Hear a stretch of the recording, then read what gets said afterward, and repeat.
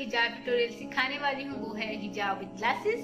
जैसे कि सारे ग्लासेस लगाने वालों को अंदाजा होगा कि ग्लासेस के साथ अगर तो हम इसे लूज बांध लें तो चलो आपके बाल वगैरह निकलते रहते हैं, आपका स्टाइल खराब हो जाता है। अगर आप टाइट बांध लें तो यहाँ से आपको प्रेशर देता रहता है, ठीक है, पड़ता रहता है, आपकी पॉइंट भी ठीक नहीं बनता और ये फेस का स्ट्रक्चर ये जो ऐसे करके होता है ना ये भी आपका बन जाता है, ठीक है। और आपको गोल जैसा आप चाहते हैं वैसे बिल्कुल नहीं बनेगा। तो मैं इसके लिए एक ट्रिक यूज करती हूँ, तो अगर आपको ये पसंद आए तो जरूर ट्राई कीजिएगा। इसके लिए आप वीडियो एंड तक देखिएगा ताकि कोई पॉइंट मिस ना हो।